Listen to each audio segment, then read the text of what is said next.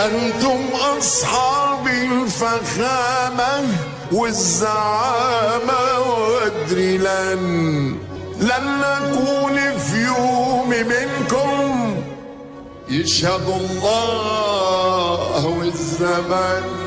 أنا حلمي بس كلمة، إن يضل عندي وطن. خذوا المناصب والمكاسب، لكن خلوا لي الوطن. خذوا المناصب والمكاسب، لكن خلوا لي الوطن. خذوا المناصب والمكاسب، ربي خلوا لي الوطن. Bonsoir, Azul Flaoun, salam alaikum, marhaba bikoum sur Microscope. Ce soir, nous allons continuer donc notre émission d'hier, ou le sujet d'hier, à savoir donc Abdelmajid Tebboune à la tête de la République, 6 ans après, quel bilan? Nous avons essayé de répondre à quelques questions hier par rapport à la légitimité et promesses de rupture, par rapport au bilan politique et liberté, un peu sur l'économie, le social et l'emploi. Nous allons essayer aujourd'hui de continuer donc sur cet élan et surtout la politique étrangère, l'image du pays à l'international et bien sûr sur le volet économique aussi, puisque nous avons avec nous Azwa Chamrouk ce soir, qui est militant politique, qui s'intéresse aussi à l'économie de l'Algérie. Azwa, bonsoir, marhaba bik. Bonsoir Hussein, bonsoir à toute l'équipe technique, bonsoir à vos invités, bonsoir aux téléspectateurs qui nous regardent actuellement. Merci pour l'invitation Hussein et je vous remercie, enfin merci pour l'invitation. Voilà. Merci à Texaha, marhaba bik. Avec nous, Jamal Gissoum, aussi militant politique. Jamal Gissoum est chercheur en sciences sociales. Bonsoir, marhaba bik. Bonsoir, c'est Hussein. Merci pour l'invitation. Le bonjour à vos invités, au peuple algérien, à la régie. Je n'oublie jamais la régie. Merci pour l'invitation. Merci à Texaha, marhaba bikoum. Azwa ou Chamrouk. Alors, nous allons revenir un peu sur l'économie, rapidement bien sûr, hein, parce qu'on a beaucoup de... Nous allons parler de Bogra aussi, vous le voyez derrière moi, parce que Bogra hier, bon, malheureusement pour l'équipe nationale, voilà, l'équipe locale, cette élimination. Mais Bogra a su quand même dire stop, a su se retirer avec tous les honneurs. Voilà. Nous allons donc revenir à cette histoire de démission et pourquoi nos dirigeants politiques ne démissionnent jamais, ne prennent jamais ce genre de décision et surtout ne reconnaissent jamais leur échec devant le peuple algérien, comme l'a si bien fait Majid Bougra hier. Azwa Chamrouk. Alors, sur cette question de l'économie, la jeunesse, le chômage, l'immigration, 6 ans après, donc depuis l'arrivée de Tebboune, est-ce que les jeunes en Algérie se sont-elles davantage écoutés, intégrés dans la vie politique et économique, sociale, ou c'est le contraire et ils continuent à voter avec leurs pieds, comme on dit, par l'immigration et le désengagement? Ça va Hussein, c'est que si on peut, laissez-moi commencer par quelque chose enfin, qui me semble important. C'est-à-dire, si on peut résumer un peu le bilan parce que c'est un peu le titre de cette émission, le sujet de cette émission, le bilan de Tebboune depuis 6 ans. Si on peut le résumer, Hussein, au niveau intérieur, Tebboune, il s'est tout permis. Il nous a tout interdit, notamment la jeunesse, parce que vous parliez de la jeunesse, vous me posez la question sur la jeunesse. Il s'est tout permis, il nous a tout interdit. Et à l'extérieur, tout le monde se permet l'Algérie aujourd'hui. Et là, Tebboune a tellement affaibli l'Algérie qu'aujourd'hui, on voit des puissances même moindres que l'Algérie se permettre l'Algérie aujourd'hui. On a vu le Maroc, on a vu la cause palestinienne, on a vu... Et encore, demain, le MAC va proclamer l'indépendance, entre guillemets, de la Kabylie. C'est-à-dire à quel point Tebboune a tellement affaibli l'Algérie pour que tout le monde se permet l'Algérie aujourd'hui. Après, si on revient sur la question, le fond de votre question, Bien au contraire, surtout, notamment depuis 2019, Tebboune, il a tout fait pour, si vous voulez, casser l'espoir qu'il y avait dans cette jeunesse. Je vais vous donner un exemple très, très concret aussi. Oui. Le Haraga, pendant les premiers mois de l'Hirak, il y avait quasiment pas de barque de fortune qui traversait ou qui quittait l'Algérie pour aller rejoindre l'autre rive de la Méditerranée pendant les mois du Hirak. Il n'y avait quasiment aucune barque qui quittait. Mais le jour où le pouvoir, notamment Tebboune, a décidé de braver la volonté de ce peuple, donc on a vu le phénomène de l'Harka s'accentuer. Et aujourd'hui, pas plus tard qu'il y a hier ou avant-hier, il y a des informations qui circulent. 427 Haragas ont quitté l'Algérie pour rejoindre les côtes espagnoles. Et pour vous dire qu'il y a, je ne sais pas si c'est programmé, c'est voulu, en tout cas c'est voulu, certes, parce que le pouvoir, il doit se maintenir. Donc quitte à vendre le désespoir, quitte à installer le désespoir dans les esprits de la jeunesse. Je ne sais pas si c'est programmé, mais en tout cas, il y a une espèce de projet d'instaurer le désespoir dans cette jeunesse, de vider l'Algérie d'une richesse que toutes les nations s'arrachent aujourd'hui, à savoir la jeunesse. Vous savez, dans tous les pays du monde, ils en souffrent de la démographie. C'est-à-dire que vous avez l'échelle démographique qui s'inverse. C'est-à-dire qu'il y a plus de vieux, il y a plus de retraités que de jeunes, alors que l'Algérie, c'est un pays jeune. Donc on a une masse de jeunes qui peut justement être une population active pour permettre une croissance, je pourrais vous dire, à 2 chiffres, voire 3 chiffres. Enfin, 2 chiffres, voilà, pour ne pas exagérer. Mais le pouvoir a fait en sorte à ce que tout ça ne soit pas réalisable, à ce que la jeunesse, la seule chose, enfin le seul rêve qui réside ou qui reste pour cette jeunesse, c'est-à-dire c'est de quitter le territoire. Et je vous dis ça, c'est toute jeunesse confondue, toute catégorie sociale confondue, toute catégorie socio-professionnelle confondue, c'est-à-dire qu'un jeune universitaire ou un jeune qui n'a pas de diplôme ou un jeune qui a un diplôme, une formation diplômante, tous veulent quitter l'Algérie. Tous, d'ailleurs, je vous invite à inviter des jeunes qui sont installés en Algérie. Vous aurez un peu, on connaît tous l'Algérie, on vivait en Algérie, donc on connaît très bien notre jeunesse et nous aussi on était en Algérie. Donc on doit se poser une question, qu'est-ce qui nous laisse, c'est-à-dire quitter l'Algérie? Il y a certains... Et la question de l'allocation à Zouaou, parce que Tebboune, à chaque fois, il répond à cette question. C'est il écoute cette jeunesse, justement, et c'est pour ça qu'il a instauré l'allocation au chômage. C'est que il y a des entreprises, etc., il y a des investissements, il y a la création d'emplois. Est-ce que c'est vrai? Est-ce que ça reste un discours? Ça va, Hussein, c'est que si on revient sur le fond de cette allocation chômage, moi je ne l'appelle pas allocation chômage parce que, en réalité, si vous voulez, c'est une aide qui est prise des recettes de l'État, qui est prise, ça veut dire, qui est financée en dehors du circuit que l'allocation chômage devrait avoir, ça veut dire, devrait être financée. Parce qu'aujourd'hui, c'est le Tebboune qui a décidé de distribuer en plus, avec des conditions vraiment drastiques qui empêchent la plupart d'en bénéficier.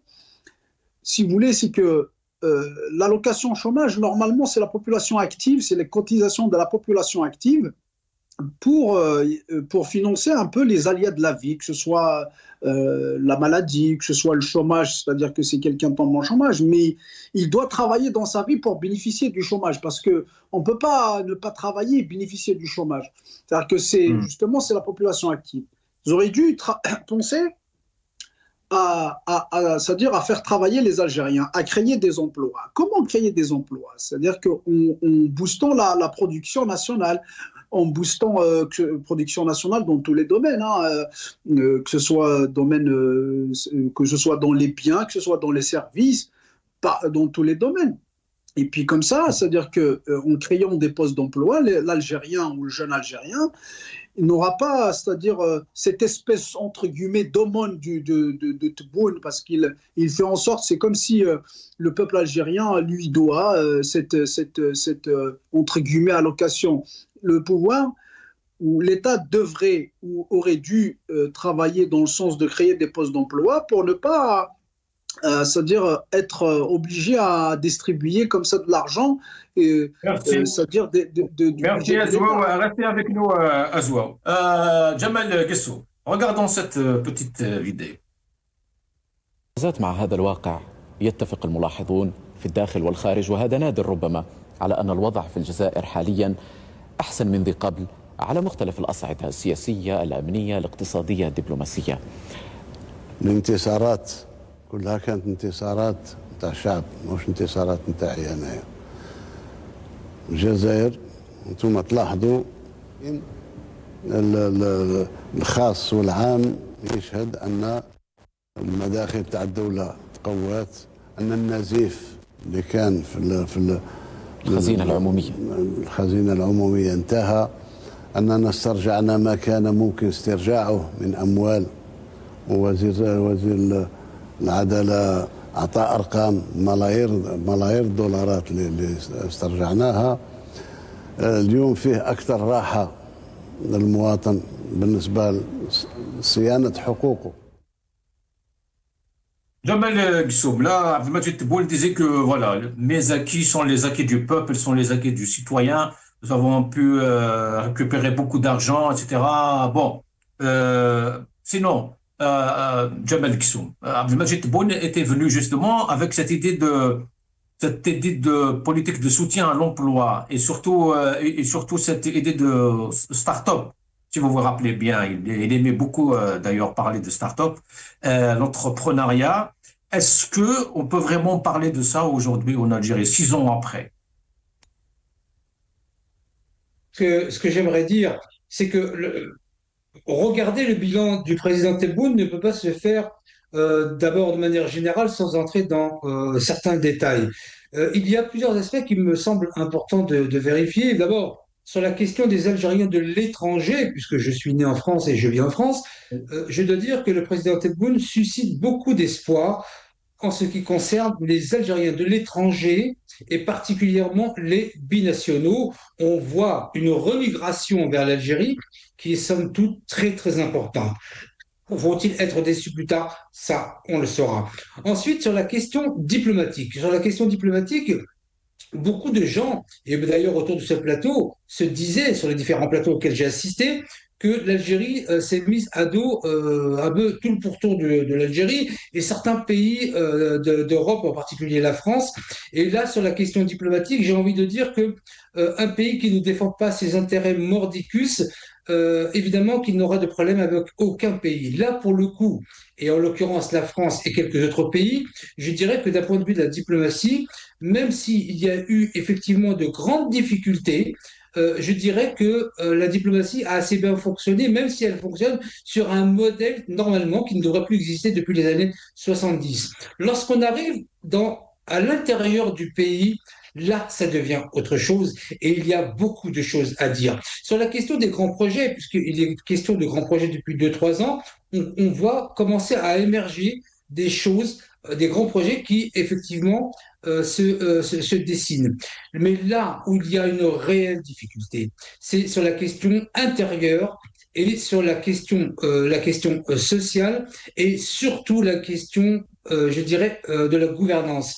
Et là, j'aimerais dire que le président Tebboune fait des choix qui sont, de mon point de vue, assez graves en ce qui concerne notamment les choix les choix de ses collaborateurs à la tête d'institutions importantes. Cela porte un nom précis et cela s'appelle la kakistocratie. Qu'est-ce que la kakistocratie?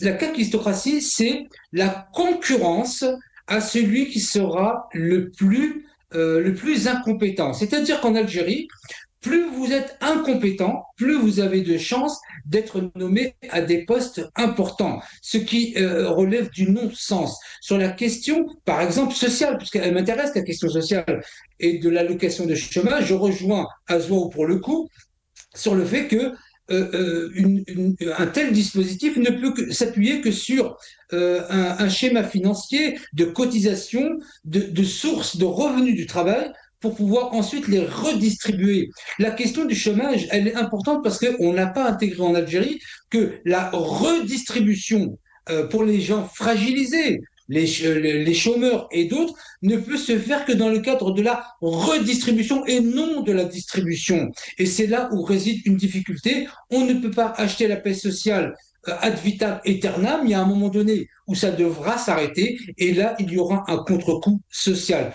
Moi, ce que je dis au président Tebboune, c'est que le défaut qu'il a depuis qu'il est arrivé au pouvoir, d'abord, il ne se rend pas vraiment compte de ce qui se passe dans le pays parce que on l'a bien vu avec l'entrevue qu'il avait eue avec Louisa Hanoun, si là, pour le coup, il est de bonne foi, il ne peut pas ignorer certaines choses importantes pour lesquelles il avait fait des déclarations et qui sont complètement fausses. Je ne dis pas que le président Tebboune ment, mais s'il reprend à chaque fois des arguments qui sont complètement faux de ses conseillers, non seulement il se décrédibilise, mais il fragilise l'Algérie. Et donc, moi, je dis que par rapport au bilan global, il y a des points positifs. Et sur la question intérieure du pays, par exemple, la liberté de presse, elle n'existe plus en Algérie ou elle n'existe pas en Algérie, alors que c'est le meilleur moyen de contrecarrer ceux qui se disent journalistes à l'étranger et qui s'allient avec des puissances étrangères contre l'Algérie. Et donc, la gouvernance sur la question de la liberté d'expression, plus vous laissez la liberté, et plus les gens sont intelligents et savent la gérer.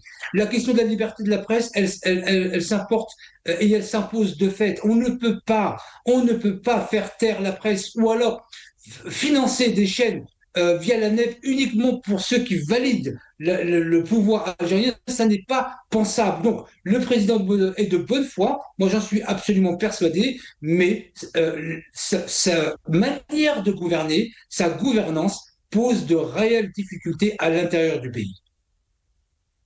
Merci. Azouaou, j'imagine que vous avez quelque chose à rajouter. Non, je voulais juste rebondir. Je tiens à le saluer, notre compatriote Jamal Ksoum.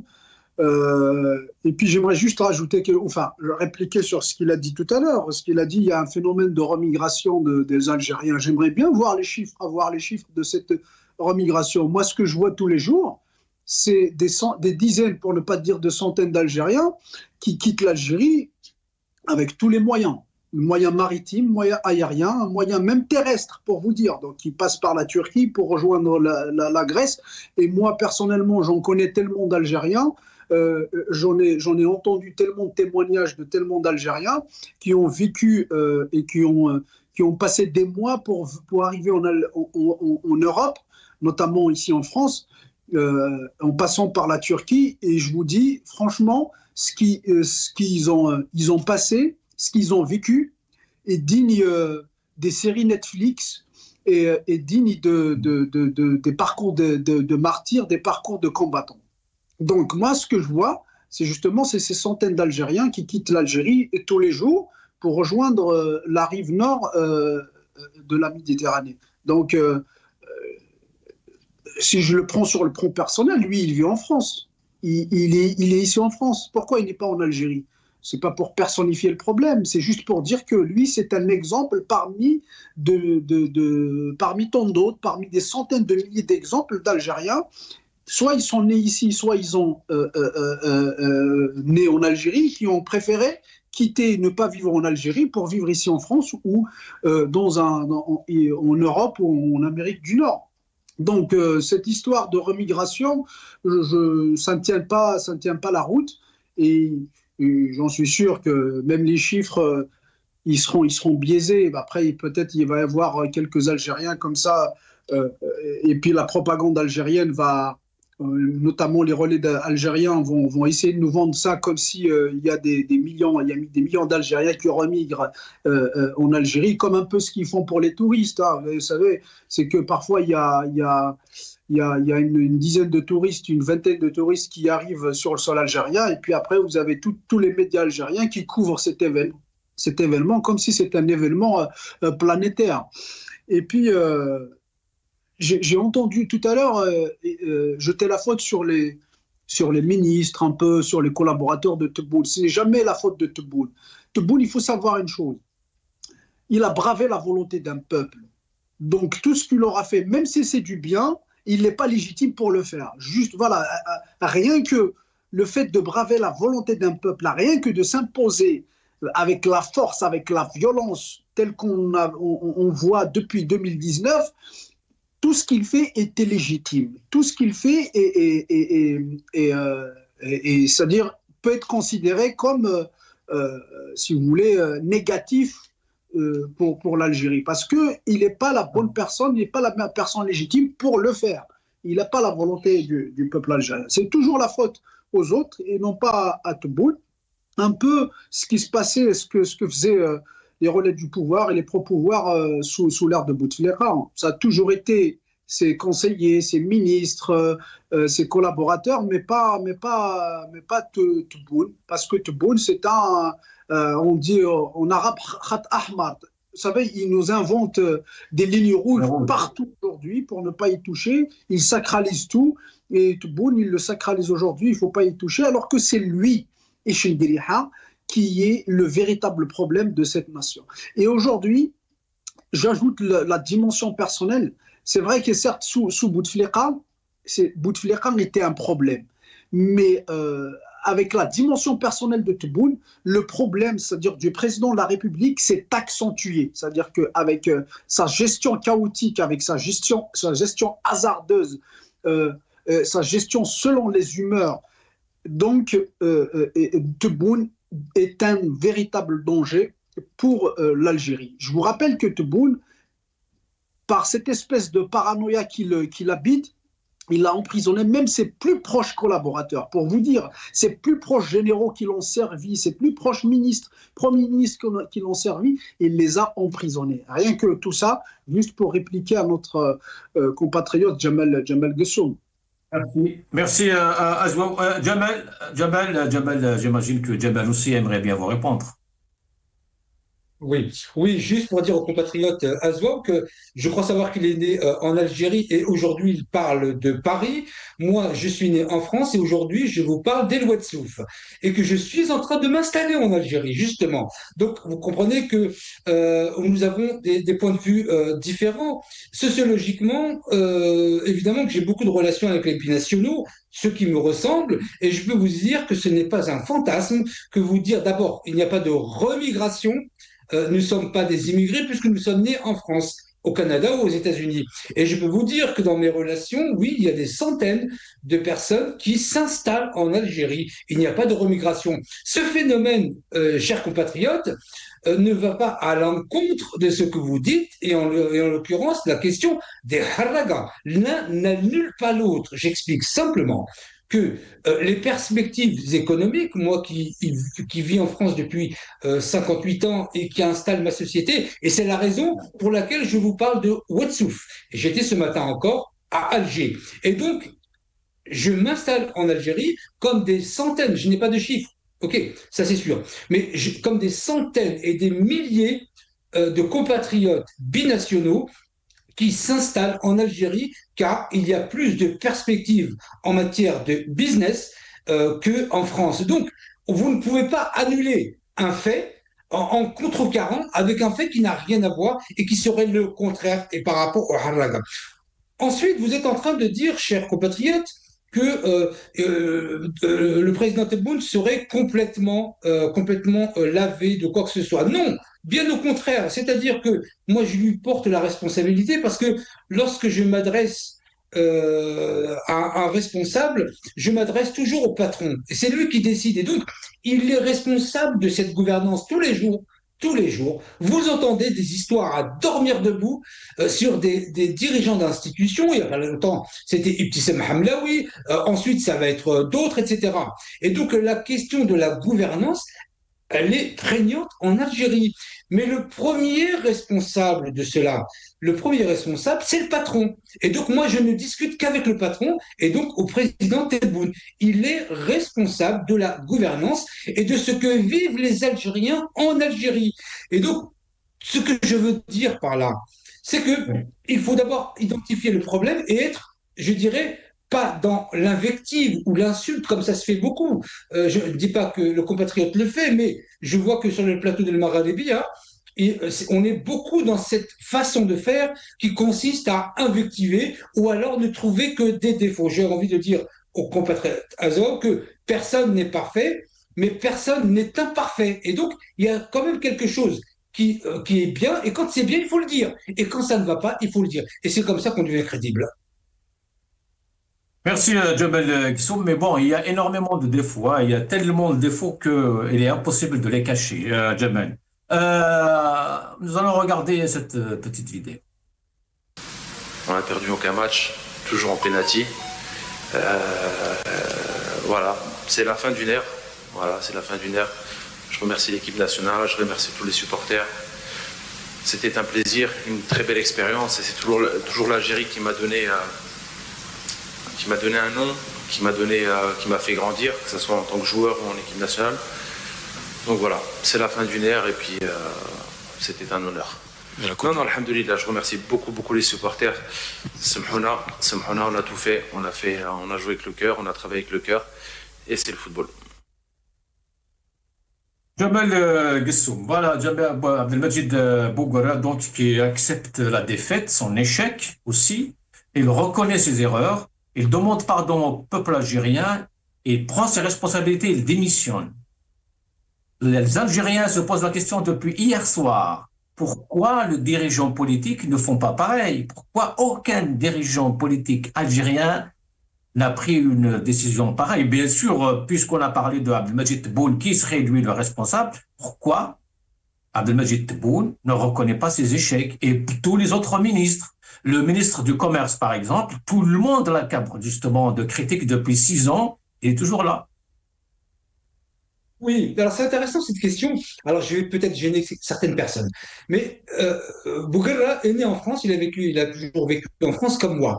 Eh bien écoutez, je ne veux pas lancer l'opprobre sur les Algériens d'Algérie, certainement pas, mais les Algériens nés à l'étranger sont beaucoup plus pragmatiques que les Algériens qui sont nés en Algérie. C'est-à-dire qu'on sait prendre nos responsabilités. Quand on fait mal, ben, on fait mal et on pose notre démission. Et ça, nous n'avons pas de difficulté parce que nous sommes beaucoup plus pragmatiques.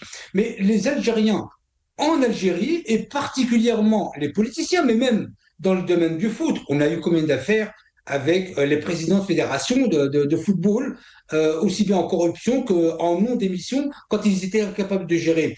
Et c'est là où justement, et c'est ce que je prêche depuis très longtemps, c'est de dire que la touche particulière que les Algériens de France, mais aussi les Algériens du Canada, des États-Unis, et qui sont nés à l'étranger, ont une touche supplémentaire aux dirigeants actuels dans tous les domaines, c'est que nous sommes beaucoup plus pragmatiques et beaucoup plus responsables. C'est-à-dire que nous n'avons aucune difficulté à dire nous avons mal fait, nous nous excusons et nous déposons notre démission. Eh bien, ce n'est pas une mentalité qui est propre à l'Algérie. Vous parliez de Kamel Rezik, pour ne pas le nommer, hein, le ministre du Commerce. Eh bien, tout est comme ça. Moi, je dis simplement au président de la République, vous ne pouvez pas ignorer ce que 45 millions d'Algériens savent quand même. En plus, il avait dit à un moment donné, je passe tant de temps sur les réseaux sociaux pour voir ce qui se passe. Je dis au président de la République, vous ne voyez pas et vous n'entendez pas le peuple sur ce qu'a fait Kamel Rizig, mais tous les ministres, Ali Aoun, c'est des centaines de millions de dollars qui ont disparu. Et je dis au président de la République, vous en portez une responsabilité certaine, non seulement sur les nominations auxquelles vous procédez, et deux, au fait que toutes ces personnes retournent chez elles tranquillement avec l'argent du peuple algérien. Donc le président de la République a ce défaut prégnant que de nommer un peu n'importe qui et on se retrouve avec des centaines d'affaires qui se cumulent. Donc, oui, en tant que politique, quand on n'arrive pas à gérer ou on ne le fait pas, le plus honorable, et comme on dit, je ne parle pas du président de la République, hein, mais je n'essentialise pas autour du président de la République, mais tous les responsables d'institutions importantes et d'autres, quand on n'arrive pas, on dit, on s'excuse et on part. Donc moi, je n'ai pas de difficulté à le dire. Azwaou Chomolov. Alors, Azwaou, nous avons d'un côté donc un manager sportif qui démissionne, qui accepte la défaite, l'échec, demande pardon, qui démissionne. Et nous avons des dirigeants de l'autre côté algérien qui fabriquent, eux, qui fabriquent l'échec. Ils fabriquent l'échec dans tous ces détails, sur tous les plans, dans tous les secteurs. Et personne ne veut reconnaître justement ni sa responsabilité, ni son échec. Euh, Permettez-moi juste, Hussein, 2 secondes, juste pour répliquer ce qu'a dit notre ami Jamal Gissoum. Et après, je vais répondre par rapport à la question de Jamal Bouguera. Alors, il parlait des invectives. Alors, les invectives, il faut savoir une chose. Franchement, je ne justifie pas les invectives, mais vu ce qui se passe en Algérie, c'est la moindre des choses. Adhaf al-iman. Vous savez, Tebboune, il a essayé de kidnapper des gens. Tebboune, il a emprisonné des centaines et des centaines d'Algériens. Tebboune s'est imposé contre la volonté du peuple. Plus violent que ça, on ne peut pas trouver.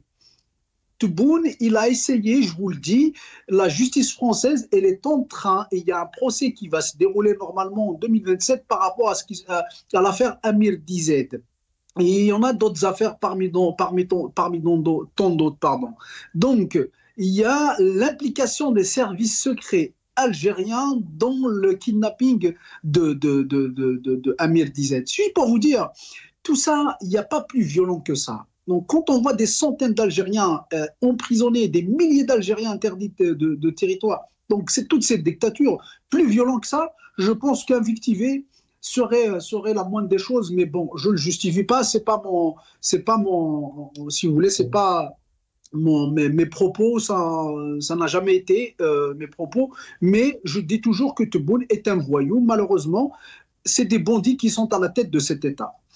Après, il a parlé c'est-à-dire de Tebboune qui ne pouvait pas voir tout ça. Ce n'est pas vrai. Tebboune, il faut le savoir, c'est que c'est quelqu'un qui aime entendre juste ce qu'il veut entendre. Tebboune, c'est un mégalomane. Tebboune, c'est un faible. Tebboune, c'est un lâche qui veut entendre juste. Il s'entoure juste avec des gens qui lui disent ce qu'il veut entendre. Il s'entoure avec des médiocres. Il a un faible. Il a un complexe d'infériorité face à des compétents, Tebboune. Donc c'est pour ça qu'il s'entoure avec les plus compétents. D'ailleurs, on a vu qu'il a poussé à la sortie la Mamara, un des diplomates les plus chevronnés.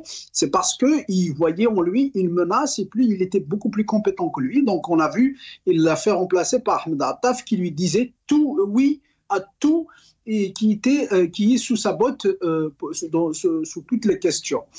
Et puis pour répondre à l'affaire Majid Bouguera. Et là, je vais rebondir après tout ce que disait. Je pense que quand même, il est assez grave ce qu'il a dit, Jamal Gissoum. Je ne pense pas qu'il a une mauvaise intention, mais il l'a dit d'une manière où il n'a pas, si vous voulez, appréhendé la gravité de la chose. Donc, Jamal Bouguera, certes, c'est tout à son honneur, je le dis, mais je dis ça malheureusement. Pourquoi? Parce que si c'était dans un pays démocratique, dans un pays où la démission est une pratique normale, ça aurait passé comme une poste à la lettre. Mais dans un pays tel que le nôtre, vous l'avez dit tout à l'heure à Hussein, où les dirigeants s'arc-boutent sur le pouvoir, je suis amené à dire que tout a son honneur. Sinon, il a échoué, il a un mandat, il a un contrat avec la FAF, quand il signe un contrat, il a des objectifs à atteindre. S'il les atteint pas, il quitte et puis c'est tout.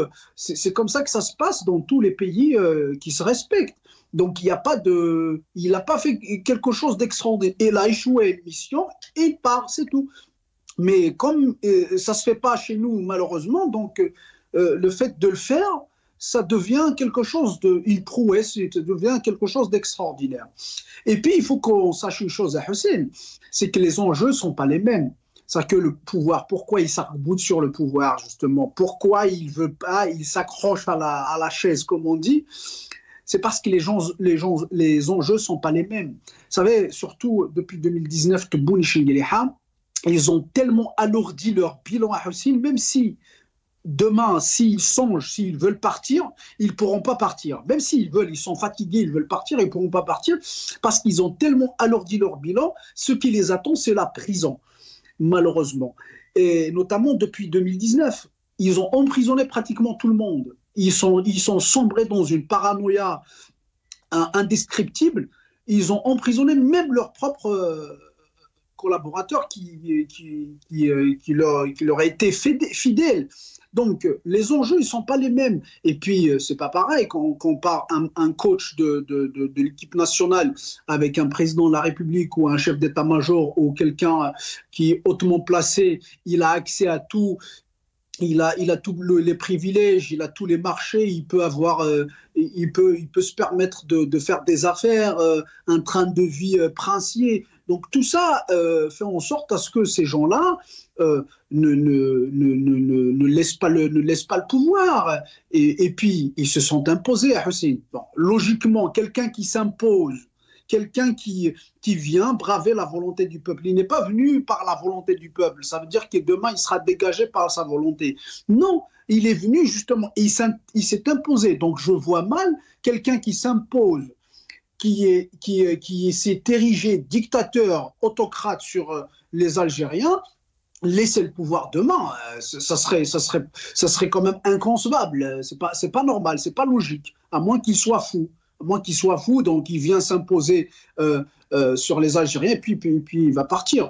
Après, je disais tout à l'heure ce que disait notre ami Jamal Ghessoum, je pense que c'est grave. Ça veut dire que de dire que les Algériens qui sont nés en France, ils sont pragmatiques, non. Moi, j'en connais tellement d'Algériens qui sont nés en Algérie qui ont démissionné. C'est des braves Algériens, très compétents.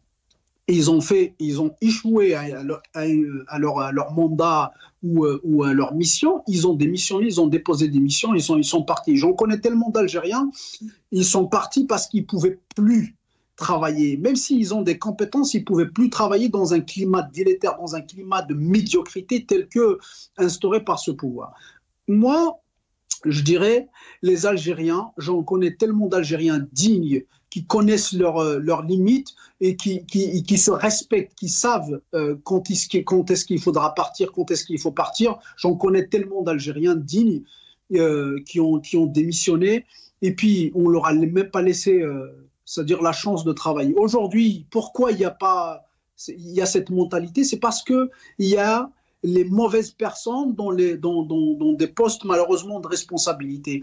C'est pourquoi tout ça? C'est parce qu'il n'y a pas de démocratie, c'est-à-dire qu'il n'y a pas de légitimité. Ces gens-là se sont imposés. Donc, certainement, un compétent ne va pas s'imposer. Un compétent va s'imposer par sa compétence. Et les incompétents, les médiocres, notamment sous l'ère de Boule, qui s'entourent qu'avec des médiocres, on voit aujourd'hui le résultat. C'est pour ça que ces gens-là ne démissionnent pas. Mais sinon, le reste, moi j'en connais des Algériens, ce n'est pas lié au lieu de naissance, si vous voulez. C'est lié à la nature de ces personnes-là. Donc, comment on peut trouver des gens qui s'accrochent, qui vont s'accrocher au pouvoir? Absolument, je suis tout à fait d'accord. Par contre, bien sûr, je rappelle encore une fois ce que dit Azwa ou Jamal, ou chacun est responsable de ses propos. Voilà, je mets toujours les réserves de la chaîne sur quelques termes. Azwa, nous allons écouter cette vidéo. وباش نفتح قوسين البرنامج تاعي يتماشى مع الشيء اللي كان مطلوب في الأسابيع الأولى من الحراك. تغيير ونشرح كيفاش يكون التغيير. بارك الأصلي أنه انقذ الجزائر من كارثة كانت يعني واضحة المعالم وكنا ماشيين في داهية كما يقولوا بالعامة يعني. Jamal Ghessoum, 6 ans après, est-ce qu'on peut dire que Abdelmadjid Tebboune, via son programme, bien sûr, ses réalisations, etc., et ses échecs, Donc, son rapport avec le Hirak, ses promesses justement au lendemain du Hirak.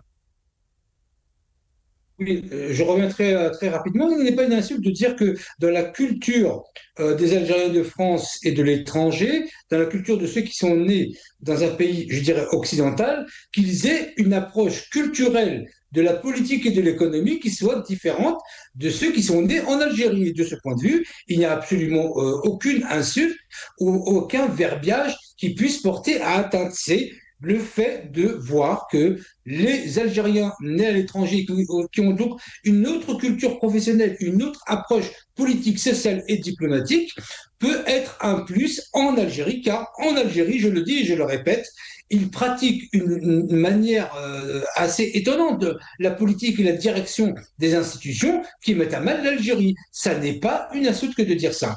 Ensuite, sur la question du bilan de 6 ans après le Hirak, j'ai juste envie de dire que voilà, il faut être pragmatique. Il y a des choses qui ont avancé, pas assez vite, et il y a des choses qui ont reculé, telles que je l'ai dit, la liberté de la presse, la liberté d'expression, la question prégnante de la relation entre l'État et le peuple algérien ici en Algérie, fait que moi, le bilan que je porte, il est beaucoup plus, si on prend la balance, bien évidemment, il est beaucoup plus négatif que positif, je dois le dire.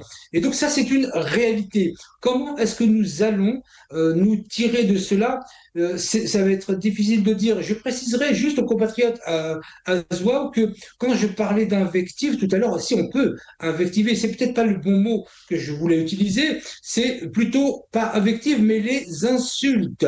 Je veux dire que quand on appelle le président de la République Bouteboune, ça n'est pas, je dirais, ça n'apporte rien au débat et ça ne permet pas en tout cas de faire évoluer les choses. Il a un nom, qu'on l'aime ou pas, c'est Abdelmajid Tebboune, pas Bouteboune, ça ne veut rien dire.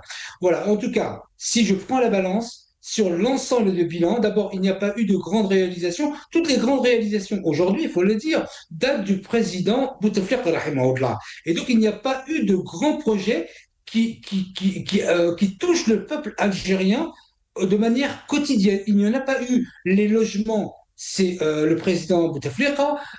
Tous les grands projets, ça a été lui. Donc, il n'y a pas eu de grands projets qui fait qu'il puisse y avoir un lien entre le pouvoir et le peuple algérien. Moi, c'est cela que je regrette. Et je dis tout simplement que dans la balance, il y a plus de négatifs que de positifs. Ça, c'est un fait. Maintenant, il faut avoir la manière, là, et la manière de le dire et essayer ensemble de faire évoluer les choses.